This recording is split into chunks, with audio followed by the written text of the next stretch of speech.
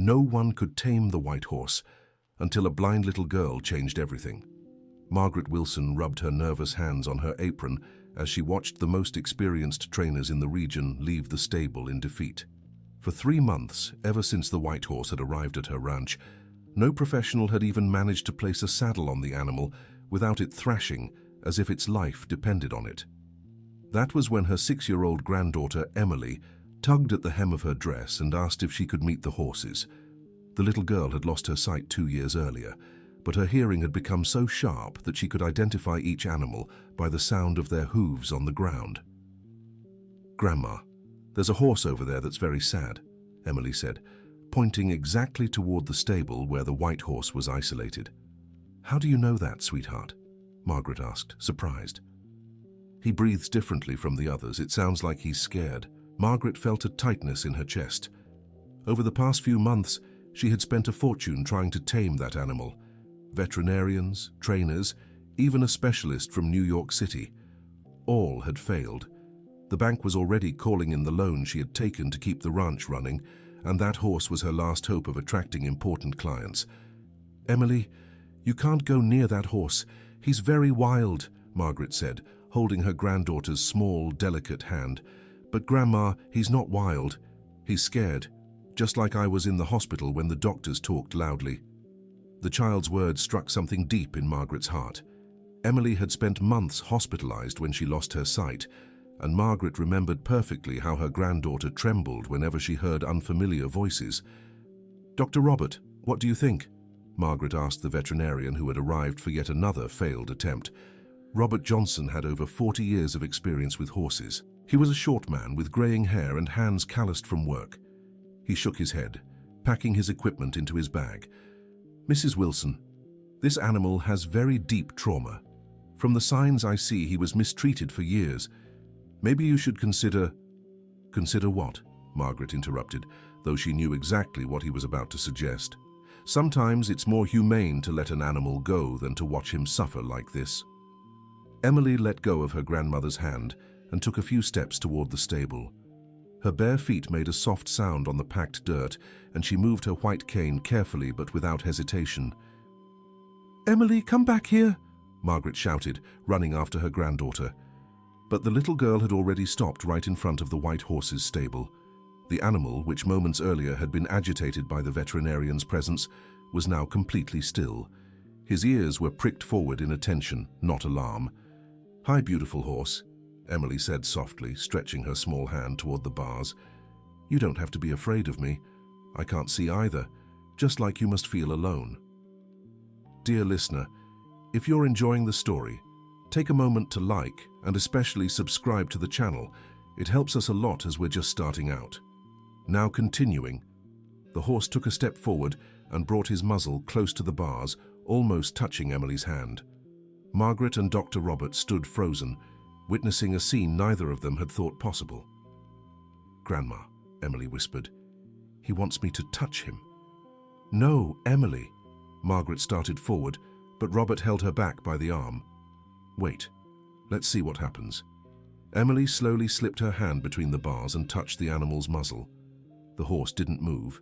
In fact, he seemed to relax for the first time in months. His ears lowered into a calm position, and he let out a soft sound, almost like a sigh of relief.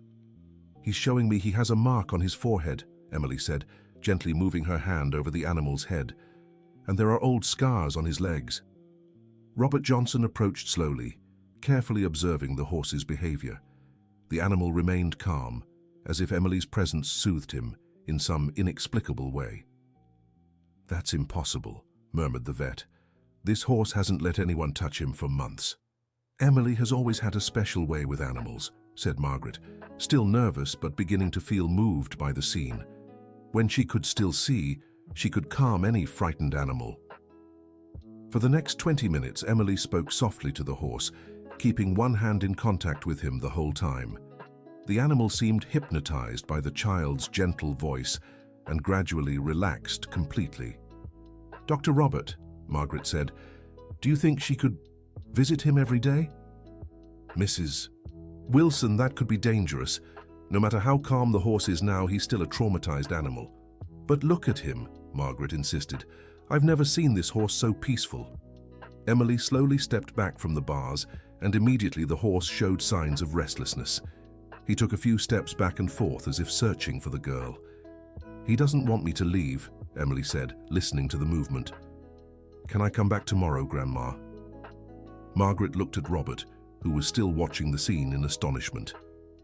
"Once a day," the vet finally said, "but always under supervision. And at the first sign of aggression, we stop everything." The next day, Emily returned to the stable with her mother, Sarah.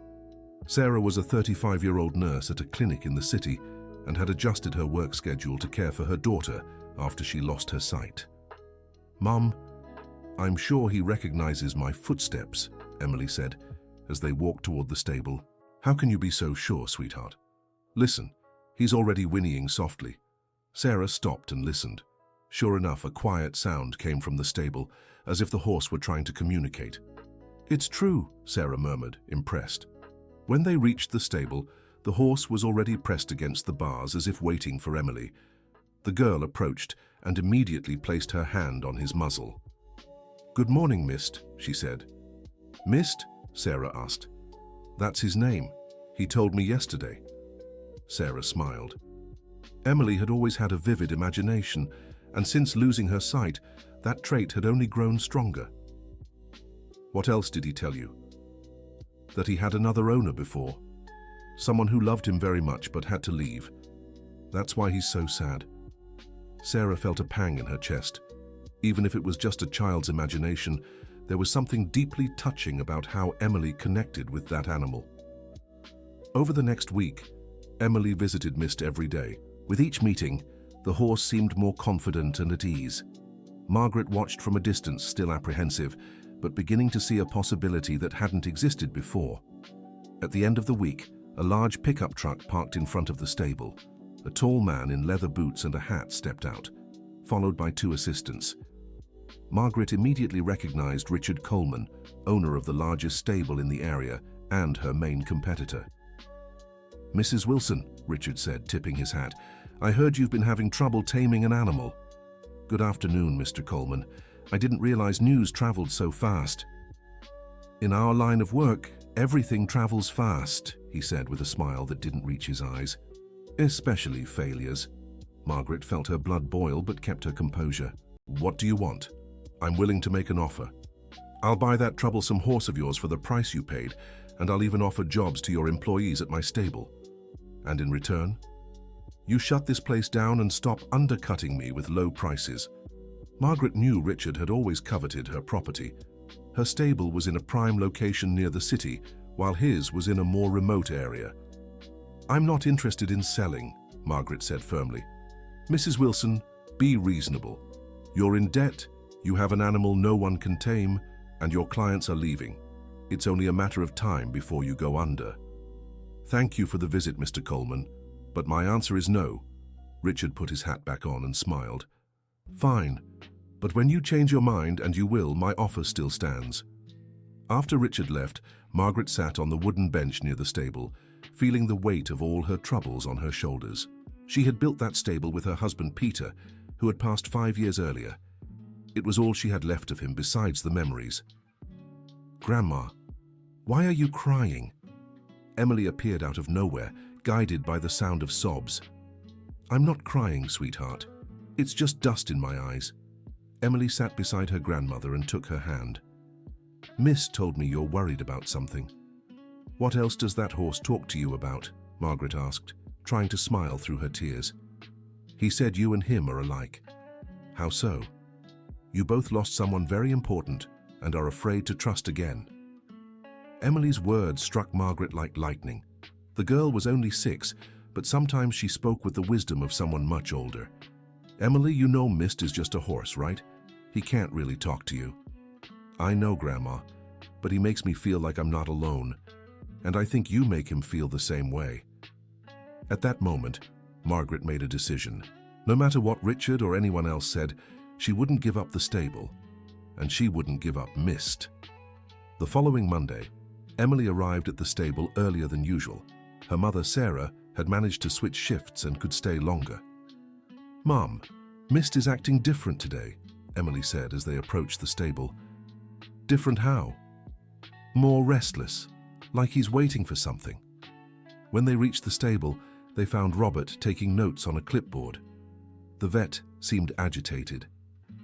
Dr. Johnson, did something happen? Sarah asked. Sarah, this horse is showing behaviors I've never seen before. Last night after Emily left, he was restless all night. He didn't eat, didn't rest. And this morning... What happened this morning? He was rearing up and neighing loudly, like he was calling for someone. Emily slipped free from her mother's hand and ran to the stable gate. Immediately, Mist calmed down and moved toward her. Hi, Mist. Were you calling for me? She said, touching his muzzle. The horse let out a soft sound, almost like a sigh of relief. Dr. Johnson, Sarah said, is this normal? Sarah, in 40 years of working with horses, I've never seen anything like it. It's like this animal has formed an emotional bond with Emily that goes beyond anything I know. Is that good or bad? Honestly, I don't know. On one hand, it's amazing to see the progress he's made. On the other, I worry about what might happen if that bond is broken. Sarah felt a chill. She had grown used to seeing Emily happy again after the difficult months following her loss of sight. The thought of her daughter suffering another loss terrified her. Emily, Sarah called, come here for a minute. The girl reluctantly stepped away from Mist and walked to her mother. What is it, Mom? You understand that Mist is a horse, right? And that one day he might have to leave. Emily was silent for a moment. Why would he have to leave? Sometimes things change, sweetheart, and we have to be ready for that. He's not leaving, Emily said with conviction. He promised me. Sarah looked at Robert, who simply shook his head, indicating he didn't know how to handle the situation. Meanwhile, on the other side of the ranch, Margaret received a call that would change everything. Mrs. Wilson, it's Sandra from the bank. I need to speak with you urgently. Hello, Sandra. What's happened? We received an anonymous complaint saying you're keeping a dangerous animal in unsuitable conditions. The Animal Protection Agency will conduct an inspection on Thursday. Margaret felt her legs weaken. But Sandra, the horse isn't a danger to anyone. We have veterinary care. Mrs. Wilson, if they find any irregularities, we'll have to accelerate the debt collection process. The bank can't take legal risks. After hanging up, Margaret sat heavily in a chair. She knew exactly who had made the complaint. Richard Coleman wouldn't give up easily. Dear listener, if you're enjoying the story, don't forget to like and especially subscribe to the channel. It helps us a lot, as we're just starting out. Now, back to the story. Margaret looked out the window and saw Emily whispering to Mist. The sight filled her with determination. She wouldn't let anyone destroy her granddaughter's happiness out of greed. Dr. Johnson, she called, walking toward the stable. Yes, Mrs. Wilson? I need your help. They're coming for an inspection on Thursday. They're looking for reasons to say Mist is dangerous. Mrs. Wilson, technically he's still considered an untamed animal. Any inspector could interpret that as a risk. Then we have 3 days to change that. How so? We have to prove Emily has tamed him. Robert looked at the little girl, who was leaning against the stable with one hand resting on Mist's neck. Mrs. Wilson, taming a horse isn't just about calming him down. It's about riding him, saddling him, guiding him. A 6-year-old can't do that. Then teach me, said a firm voice behind them. They turned and saw Sarah approaching, her face set with determination. Sarah, what are you saying? Margaret asked. If Emily has bonded with the horse, maybe I can too. I learned to ride as a child. If Dr. Johnson teaches me how to handle Mist specifically, maybe by Thursday we can show he's been tamed. Sarah, that's too risky, Robert said. This horse might accept Emily but react completely differently with you. Then let's find out, Sarah said, looking at Emily. Sweetheart, do you think Mist would let Mommy get close? Emily tilted her head, as if listening to something. He says yes, but only if you're not scared. I'm not scared, Sarah lied, her heart racing. The rest of the afternoon was spent on careful practice. Robert guided Sarah on how to approach Mist, always with Emily nearby to calm him. The horse was wary at first, but gradually accepted Sarah's presence. He lets you touch him, Emily said, smiling. but he relaxes more when I'm close. It's a start, Robert said. Tomorrow we'll try saddling him. That night, Sarah couldn't sleep. She lay awake thinking of all the risks she was taking. What if Mist spooked and hurt her? What if Emily was traumatized seeing her mother get hurt? What if, even after proving the horse was tamed, the Animal Protection Agency found other reasons to cause trouble? The next morning, they arrived at the ranch determined. Emily ran straight to Mist, who greeted her with his characteristic low whinny. "Good morning, Mist. Today, Mommy is going to try riding you. Will you be good?" The horse brought his muzzle close to Emily's face as if agreeing. Robert Johnson had brought a special saddle, lighter and more comfortable. The process of putting it on Mist was tense. The horse fidgeted several times but always calmed down when Emily placed her hand on him and whispered something in his ear. "Done," Robert said, sweating nervously. "The saddle is in place." "And now?" Sarah asked, her mouth dry. "Now, you'll ride him, but slowly, and Emily has to stay by his side the whole time." Sarah approached Mist. The horse watched her carefully, but showed no aggression. Emily stood beside his head, one hand touching his neck. "It's okay, Mist," Emily whispered. "Mommy is good, she won't hurt you." With slow, careful movements, Sarah placed her foot in the stirrup and pushed herself up. Mist took a few steps sideways, but didn't rear or try to throw her off. "My God," Robert murmured. He accepted her. "Now what do I do?" Sarah asked, trying to steady her nerves. "Try walking him a little. Very slowly." Sarah lightly touched Mist's flanks with her heels.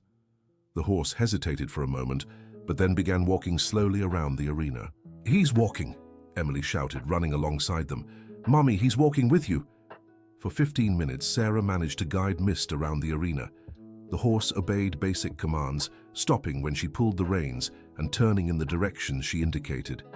"This is incredible," said an unfamiliar voice. Everyone turned and saw a middle-aged man in simple clothes standing at the entrance of the arena. His face was sunburned, and his hands were calloused from years of working with horses. "Who are you?" Margaret Wilson asked, stepping out of the house upon hearing the stranger's voice. "My name is John Miller. I've worked with horses for many years, and I've never seen anything like what I just witnessed." "What do you want?" Margaret asked, suspicious. "I came looking for a horse that disappeared a few months ago, a white horse with a star-shaped mark on his forehead." Emily immediately slid off Mist and ran to John. "You know Mist?" John looked at the girl in surprise. "Mist?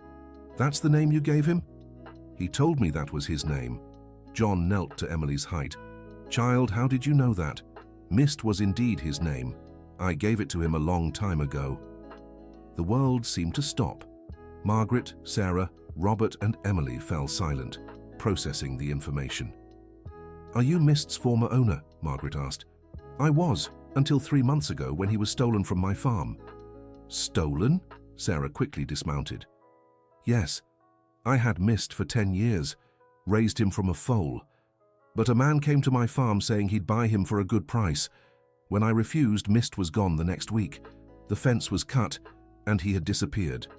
"What man?" Margaret asked, though she already suspected the answer. "A man named Richard Coleman. Said he needed a white horse for breeding." Margaret felt anger rise in her chest. Richard hadn't just stolen Mist, he'd also tried to sell him to her, as if he were rescuing an abused animal. "Mr. Miller," Margaret said, "can you prove Mist is yours?" "I have his paperwork, photos, everything. And there's one thing only I know." "What?" John approached Mist and whispered something in the horse's ear. Immediately, the animal reared up on his hind legs and struck the air 3 times with his front hooves as if greeting someone. "I taught him that trick when he was a foal," John said, emotional. "He always did it when he saw me coming." Emily ran up to Mist and placed her hand on his neck. "Mist, you remembered your daddy, didn't you?" The horse lowered his head and nuzzled the girl's face, a display of affection that moved everyone present. "Mr. John," Sarah said, "did you come to take Mist away?" John looked at Emily, then at the horse, then at all the anxious faces around him. "I did, but after what I've seen here, I'm not sure it's the right thing to do anymore." "What do you mean?" Margaret asked. Mist was never an easy horse. Even with me, he was always a bit wary, standoffish. But I look at him now and see an animal at peace. And this girl, it's like they were made for each other. Emily stepped closer to John. You're not going to take Mist away, are you? I don't know, child. He's my horse, but... Mr. John, Margaret interrupted. Do you know Richard Coleman? I do. He's a man without scruples. Why? He's trying to force me to close my stable. He stole your horse and sold him to me, and now he's using the authorities to cause trouble. John's face flushed with anger. So that's what happened. I knew that man was involved in Mist's disappearance, but I couldn't prove it. Now we can prove it, Robert said. If you have the original paperwork, I can testify that the horse was sold here as a rescue from mistreatment. And there's more, Margaret said. There's an inspection tomorrow. If we can prove Richard acted in bad faith, maybe we can turn things around. John thought for a moment. Mrs. Wilson, I'll make a deal with you. What kind of deal? I'll help you prove Richard is a criminal. In return, I want Mist to stay here with this girl. Can I visit him whenever I want? Emily ran to John and hugged him. Thank you, Mr. John. Mist will be so happy. But there's one condition, John said. I want to help take care of him. Can I work here? Margaret smiled for the first time in months. Of course you can, Mr. John. We need all the help we can get. That night, they carefully planned how to handle the next day's inspection. John had brought all of Mist's paperwork, including photos proving the horse had been stolen, not rescued from abuse. The strategy is simple, Robert explained. When they arrive for the inspection, we'll show that Mist isn't just tamed. He's contributing to a therapy project. Therapy project? Sarah asked. Emily isn't the only child who could benefit from working with horses, Margaret said. I've always wanted to start an equine therapy program here at the stable. It's an excellent idea, John agreed. Mist always had a special sensitivity. With Emily, he's found his true calling. On the morning of the inspection, everyone was nervous but prepared. Emily had spent an hour with Mist, whispering to him and making sure he stayed calm. At 10 o'clock sharp, 2 cars arrived at the stable. From the first stepped an animal protection officer, accompanied by an official veterinarian. From the second car stepped Richard Coleman. Good morning, the officer said. I'm Charles Parker, and this is Dr. Andrew Smith. We're here to conduct an inspection in response to a complaint. Good morning, Margaret replied. This is my property and these are... Mrs. Wilson, Richard interrupted. I didn't know you still kept that dangerous animal here. The horse isn't dangerous, Emily said, stepping out from behind her grandmother. He's my friend. The officer looked at the girl in surprise. And you are? Emily, and this is Mr., she said, pointing to the stable where the horse stood visibly calm. Where is the animal in question? The official veterinarian asked. Right there, Richard said, pointing to Mist. For months, no one could get near him without him turning aggressive. That's not true, Emily said, walking toward the stable. Young lady, don't go near it, Richard shouted. It's dangerous. But Emily had already reached the stable and placed her hand on Mist's muzzle.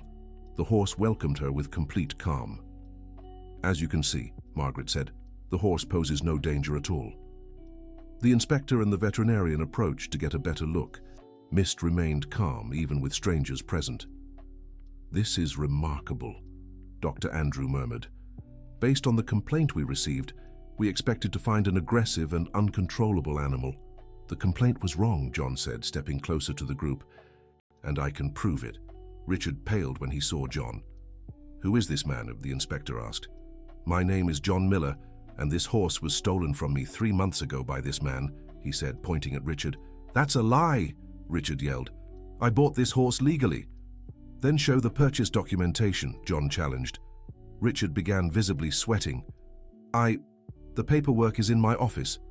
I have the original documents right here, John said, pulling a folder from his bag. Mist has been my horse for 10 years. I have records, photos, everything. The inspector examined the documents while the veterinarian observed the horse's behavior with Emily.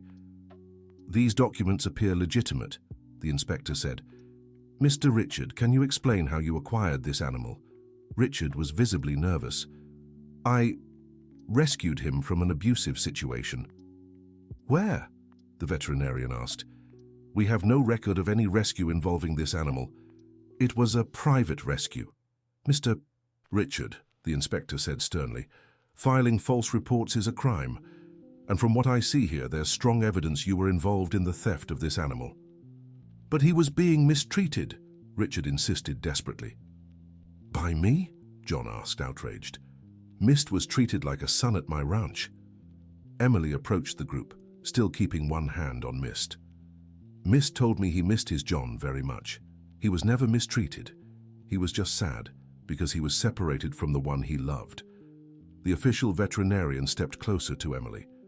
"Young lady, can you make this horse follow commands?" "I can. Would you like to see?" Emily whispered something to Mist, and he immediately performed the special greeting John had taught him. "My goodness," Dr. Andrew exclaimed. "This is one of the best trained horses I've ever seen." "And there's more," Sarah said. "Mist is part of a pilot equine therapy program here at the ranch." "Equine therapy?" the inspector asked, intrigued. "Yes," Margaret explained. "My granddaughter lost her vision 2 years ago, and we discovered that contact with Mist has extraordinary therapeutic effects. We'd like to expand the program to other children with special needs," Robert added. The inspector took extensive notes and photos of Emily interacting with Mist. "Well," he finally said, "from what I see here, there's no dangerous or abusive situation. In fact, it seems like an example of how animals can be used for therapy." Richard tried to protest, but the inspector cut him off. "Mr. Richard, you'll need to come with us to clarify some questions about how you acquired this animal." "This is harassment," Richard shouted. "It's not harassment," the inspector said calmly. "It's an investigation into a possible property crime." As Richard was taken away for questioning, everyone at the ranch quietly celebrated. The threat had passed, and Mist was safe. "Mr. John," Emily said, "now Mist has 2 daddies. You and my grandpa, who's passed away." John was moved by the girl's words. "That's true, sweetheart, and you're like a daughter to him." In the weeks that followed, things changed dramatically at the ranch. The story of Emily and Mist spread throughout the region, attracting the attention of many families with special needs children. Margaret managed to renegotiate her debt with the bank, which became interested in funding the therapeutic riding program. Richard was sued for theft and slander. His stable faced a full investigation, which uncovered several other irregularities. Ironically, he ended up having to sell part of his properties to pay the fines and compensations. John became an official employee at Margaret's stable, responsible for Mist's special care and training other horses for the therapy program. "Emily," Sarah said one day, finding her daughter in the stable with Mist, "you have a special visitor today. Who is it?" "A girl named Sophie. She's your age and also can't see." Emily's face lit up. "Did she come to meet Mist?" "She did. Her parents heard our story and want to see if therapeutic riding could help her too." When Sophie arrived with her parents, Emily immediately took her to Mist. "Mist," Emily said. "This is Sophie. She's just like me." Sophie hesitantly reached out toward the horse. Mist sniffed her hand and gently nuzzled it. "He's so big," Sophie said, a little nervous. "But he's really sweet," Emily reassured her. "Want to touch his neck?" Over the next hour, Emily showed Sophie how to interact with Mist. The horse was patient and gentle with the new girl, as if instinctively understanding she needed special care. "It's amazing," Sophie's father told Margaret. "Our daughter never goes near animals, but with this horse, she's completely at ease." "Mist has a special gift," Margaret explained. "He can sense when someone needs tenderness and protection." In the following months, the therapy program grew. Besides Sophie, other children began visiting the stable. There was Gabriel, an 8-year-old autistic boy who spoke to no one but whispered secrets to Mist. There was also Marina, a 15-year-old who had lost her leg in an accident and was learning to trust her body again through her bond with the horses. "Dr. Robert," Margaret said one day, "do you believe Mist truly understands these children are special?" "Margaret, in 40 years of practice, I've learned not to question the mysteries of the connection between humans and animals. Mist clearly has extraordinary sensitivity." "And Emily? How do you explain their bond?" "I think sometimes souls recognize each other, regardless of species. Emily and Mist found one another when they needed each other most." Dear listener, if you're enjoying the story, please take a moment to like and especially subscribe to the channel. It helps us newcomers a lot. Now, continuing. One day, 6 months after Emily first touched Mist, an unexpected surprise arrived at the stable. It was an official car, but this time, it wasn't an inspection. "Mrs. Wilson," said the woman who stepped out, "I'm Dr. Paula Mitchell from the city's Social Services Department. Good afternoon, Doctor. How can I help you? I came to discuss the therapeutic riding program you've developed here. We've received very positive feedback from participating families. That's wonderful to hear. Actually, I'm here with a proposal. The city would like to formalize a partnership with you to expand the program." Margaret's heart raced. What kind of partnership? Financial support, official promotion and inclusion of the program in the municipal network for children with special needs. That would be incredible. But what would our role be? You'd continue running the program, but we'd need to follow some official protocols. Nothing that changes the heart of what you already do. Emily came running from the stable, followed by Mist, who had learned to roam freely around the ranch under supervision. "Grandma, who is this lady?" "This is Dr. Paula, Emily. She came to talk about our work with Mist."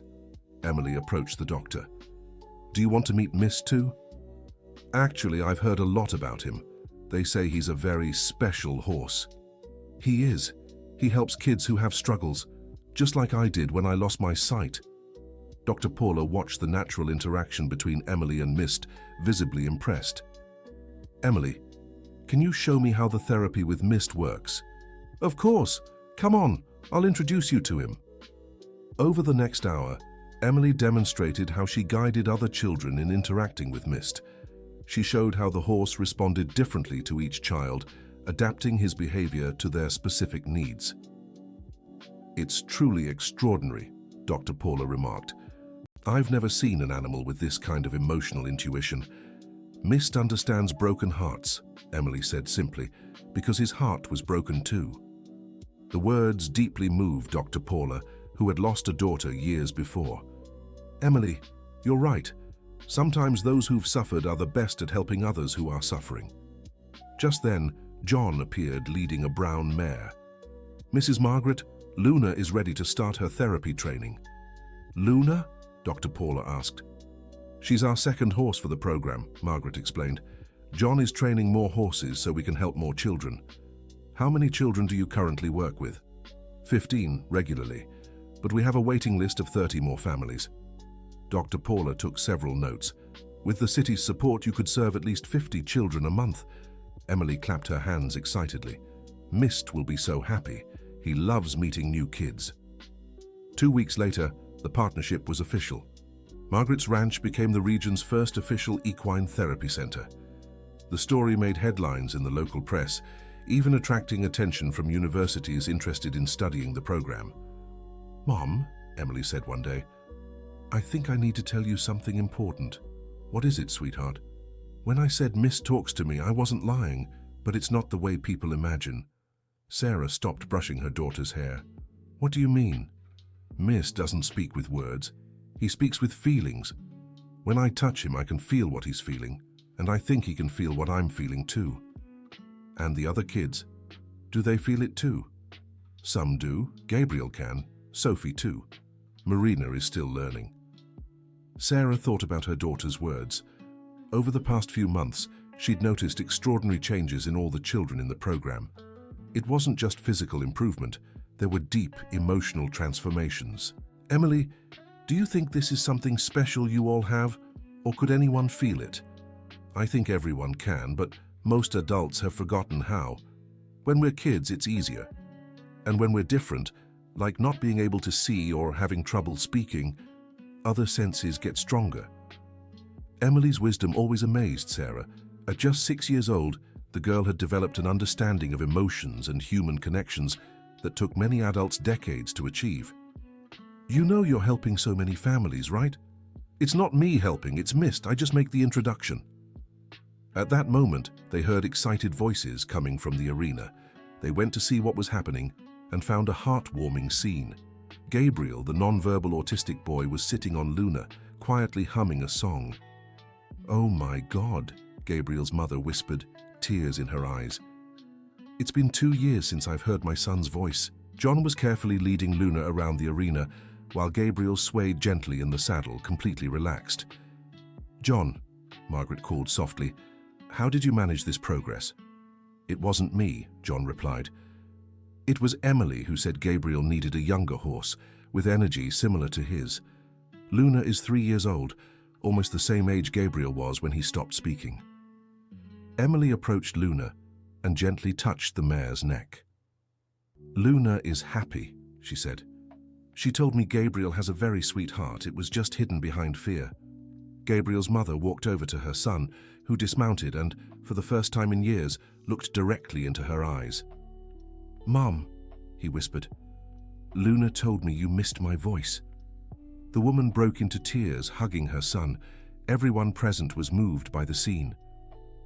"How is this possible?" murmured Robert, who had arrived for his weekly visit. "Doctor."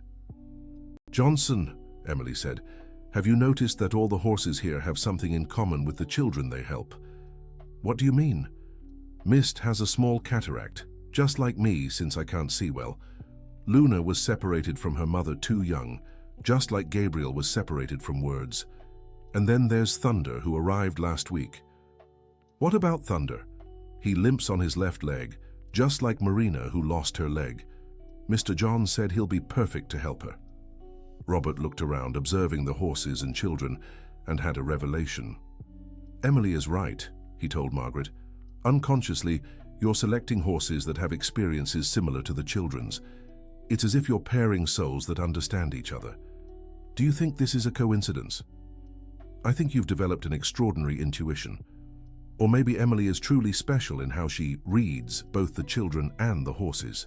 That evening, as the sun set over the ranch, Margaret watched all the families gathered in the arena.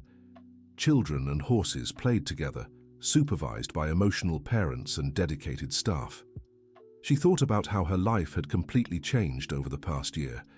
What began as an almost unsolvable problem, an untamable horse, had turned into the greatest blessing she could imagine. "Peter," she whispered, looking at the sky, "I think you sent Emily and Mist to save this place." "Grandma," Emily appeared beside her, "who were you talking to?" "Your grandfather. He would have loved to see what we've built here." "He is watching," Emily said with conviction. "Mist told me there's someone special looking after all of us." Margaret hugged her granddaughter, feeling a peace she hadn't known in years. "Emily, do you have any idea how many lives you've changed?" "I didn't change them. Love did." The love Mist had kept inside, waiting for a place to be given. "I just helped it find that place." That night, after all the families had left, Emily paid her last visit of the day to Mist. It was a ritual they kept every evening. She would tell him about her day, and he would listen patiently. "Mist," she said, leaning against his neck, "did you know all this would happen when you came here?" The horse made a soft sound, as he always did when she asked questions. "I think you knew. I think you were waiting for someone who'd understand that being different isn't bad. It's just a different way of being special." Sarah watched from a distance, as she always did. Seeing her daughter so confident and happy still moved her every day. "Sarah," John approached, "can I talk to you?" "Of course, Mr. John." "I've been thinking a lot about Emily and Mist, and about all the children who've been coming here. What have you been thinking?" "Emily has a very rare gift. She can see through hearts even without using her eyes, and Mist recognizes that in her." "Where are you trying to go with this?" "I think you should consider expanding beyond just equine therapy. Emily could help other stables, other programs. She has something that can't be taught." Sarah grew thoughtful. "I don't know, Mr. Miller. Emily is still so young, I don't want to overwhelm her. I'm not talking about work, I'm talking about a calling. Emily was born for this." That night, Sarah talked to Emily about Mr. Miller's suggestion. "Mom, I'd like to help other horses and other kids, but only if Mist can come with me." "Go where?" "Sometimes people come here who have horses in other places with the same problems Mist had. Maybe I could visit them." "You'd like to travel to help other families?" "I would, but only on weekends. During the week, I want to stay here with our friends." Sarah smiled. Emily had found her perfect balance between wanting to help the world and cherishing her home. In the following months, Emily and Mist began visiting other stables in the area. Always accompanied by Mr. Miller or Margaret Wilson, they helped traumatized horses and taught other children how to build similar connections. Everywhere they went, they left a mark of hope. Horses deemed impossible to recover found peace in Emily's presence. Children who had given up on believing in themselves discovered strength in Mist's gentleness. "Emily," said a 9-year-old boy named Richard one day, whom she had met at another stable, "how do you make horses like you?" "I don't make them like me," Emily explained. "I show them they can like themselves." "What do you mean?" "Horses are just like people. When someone hurts them, they become afraid to trust again. So I show them that not everyone wants to hurt them." "And how do you show them that?" "By being kind and letting them choose whether they want to come closer or not. Forcing never works." Richard thought about Emily's words. "Emily, do you think I can do that too?" "Of course you can. Everyone can. You just have to remember how it feels when you're scared, and then be for the horses what you'd want them to be for you." That day, Richard managed to touch, for the first time, the horse he'd been trying to connect with for weeks. The animal, who had been abandoned and was depressed, let the boy brush his mane. "It worked," Richard shouted excitedly. "It worked because you were sincere," Emily said. "Horses can tell when we're sincere." Emily and Mist's reputation began spreading beyond the region. They received invitations to visit therapeutic programs in other states, but Margaret and Sarah decided to keep their activities close to home. "Emily is still a child," Sarah explained to those interested. "We don't want her to lose her childhood because of her gift." "But Mom," Emily would say, "helping doesn't tire me, it makes me happy." "I know, sweetheart, but you also need time to play, study, just be a normal girl." "I'm not normal," Emily said without sadness, "and that's okay. Normal would be boring." A year after Emily and Mist first met, the stable had completely transformed. What was once just a place for recreational riding had become a leading equine therapy center, serving over 100 families. "Margaret," Robert Johnson said during one of his visits, "do you realize the transformation that's happened here?" "I do. Sometimes I wake up and can't believe all this is real." "And Emily? How is she handling all this attention?" "She's still the same girl. She plays, studies, throws typical kid tantrums. The only difference is she's developed an incredible emotional wisdom and plans for the future. We want to keep growing, but sustainably. What matters is maintaining the quality of care and the well-being of everyone, children, families, and horses." At that moment, laughter came from the riding arena. They went out to look and found Emily playing hide-and-seek with several children, including Gabriel, Sophie, and Marina. "How do you play hide-and-seek if Emily can't see?" asked a new child who had arrived that day. "Emily has superpowers," Gabriel explained. "She sees with her heart." "And we're learning too," Sophie added. "When we close our eyes and pay attention, we can feel where people are." "It's true," Marina confirmed. "Emily taught us we have other senses besides sight." The new child was fascinated and wanted to learn too. Soon all the children were playing with their eyes closed, trying to guide themselves by sounds and sensations. "See?" Emily said to Mist, who was grazing nearby. "Everyone can learn to see in different ways." Mist lifted her head and looked at her, as if in complete agreement. As the sun set on that special day, exactly 1 year after their first meeting, Margaret gathered the entire extended family of the ranch: Sarah, Emily, John, Robert, and all the families who had become part of the community. "I'd like to make a toast," Margaret said, raising a glass of juice. "A year ago, I was about to give up on this place. I had a horse no one could tame and debts I couldn't pay." Everyone listened in silence. "Then a special girl came along and taught me that sometimes the solution to our problems comes from where we least expect it. Emily didn't just tame Mist, she taught all of us to tame our own fears." "Grandma," Emily interrupted, "I didn't tame Mist. We became friends." "You're right," Margaret corrected, smiling. "You became friends. And through that friendship, you've taught dozens of other children and families that any difficulty can be overcome with love and patience." Everyone raised their glasses, including the children with their juice cups. "And now," John said, "I'd like to make a special announcement." Everyone turned to him, curious. Derek, a horse breeder from the countryside, has donated 3 young horses to our program. They'll arrive next week. The children buzzed with excitement. "Emily," Gabriel asked, "do you already know which kids will match the new horses?" Emily tilted her head, as she always did when listening to something special. "One of them is for a girl who isn't here yet. A girl who lost her parents and is very sad. The horse also lost its family and will understand her sadness." "How do you know that?" Sophie asked. "Sometimes I dream about horses and children who haven't met yet," Emily explained simply. "It's like there's a map in my heart, showing who needs whom." The adults exchanged amazed glances. Over the year, they'd witnessed so many extraordinary connections Emily made that they'd begun to suspect they weren't coincidences. "Emily," Robert asked, "have you always known you had this gift?" "It's not a gift," Emily corrected. "You just have to pay attention. Everyone can do it, but most people are too busy thinking about other things." "And what do you think about the future?" Sarah asked her daughter. Emily smiled and ran to Mist, who had moved closer as if sensing they were talking about important things.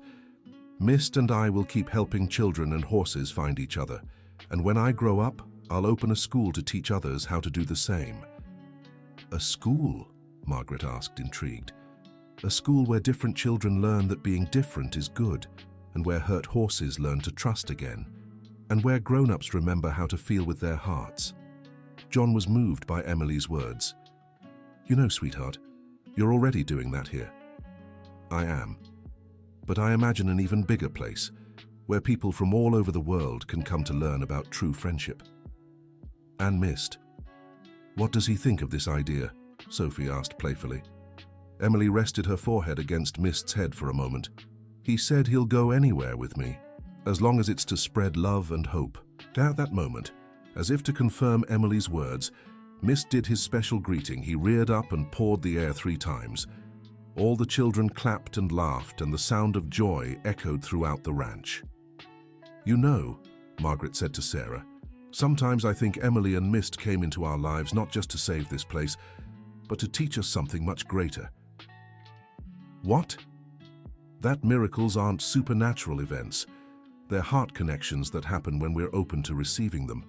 Sarah nodded, watching Emily teach the new children how to approach the horses with kindness and respect.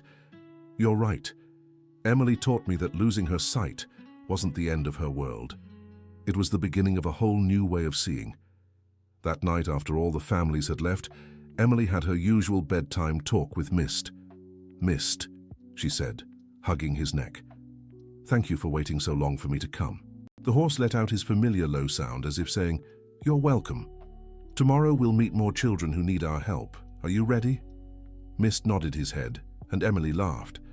"I'm ready too. I'm always ready when I'm with you."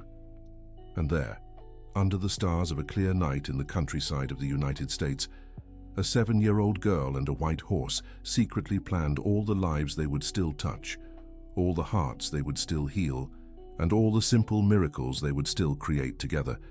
Because sometimes the most beautiful stories begin exactly where someone thought everything had ended. The end. Now tell me, do you believe Emily and Mist could really communicate through their hearts? Share your thoughts in the comments and let us know where you're watching from. Subscribe to the channel for more soul-touching stories.